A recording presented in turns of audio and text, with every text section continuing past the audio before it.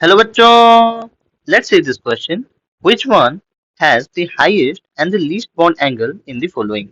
PH3 and H2O. तो इस question में हमें पूछा क्या है बच्चों? इस क्वेश्चन में हमें PH3 और H2O में सबसे ज्यादा बॉन्ड एंगल किसका है और सबसे कम बॉन्ड एंगल किसका है, हमें ये डिसाइड करना है। ठीक है बच्चों, इस क्वेश्चन को हम सॉल्व कैसे करें? इस क्वेश्चन को सॉल्व करने के लिए हमारे पास एक की कॉन्सेप्ट है। की कॉन्सेप्ट क्या है बच्चों? की कॉन्सेप्ट है बॉन्ड एंगल। हमें ये जानना होगा बच्चों, बॉन्ड एंगल डिसाइड करने के लिए हमको पहले हाइब्रिडाइजेशन चेक करना होता है।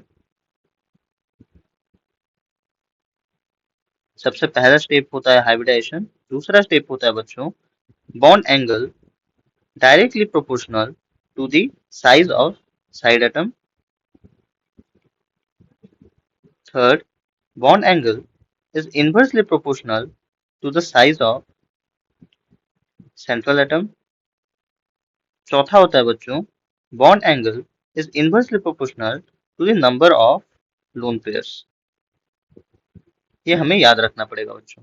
तो इस क्वेश्चन में हम डिसाइड करते हैं। इस क्वेश्चन में हमें PH3 और H2O में डिसाइड करना है।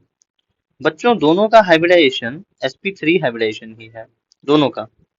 ये भी sp3 है और ये भी sp3 है। बट बच्चों इसमें हम लोग ना ही साइड एटम्स कंपेयर कर सकते हैं और ना ही हम इनका सेंट्रल एटम कंपेयर कर सकते हैं, क्योंकि ये दोनों अलग अलग ग्रुप से बिलोंग करते हैं। तो इस केस में जो डिसाइडिंग फैक्टर होगा बच्चों, वो होगा हमारा लोन पेयर्स ऑफ इलेक्ट्रॉन्स। हम क्या देखते हैं, PH3 के केस में ये इसका स्ट्रक्चर होता है, एक लोन पेयर होता है बच्चों। और H2O के केस में ये ऑक्सीजन है, यहाँ पे H, यहाँ पे H। बच्चों ऑक्सीजन के केस में दो दो लोन पेयर्स होते हैं बच्चों। यहाँ पे लोन पेयर्स कितने हैं? यहाँ पे लोन पेयर 1 लोन पेयर्स, और ऑक्सीजन के केस में बच्चों 2 लोन पेयर्स हैं। तो इस केस में बॉन्ड एंगल्स किसका ज्यादा होगा? हमें पता है कि bond angle is inversely proportional to lone pairs.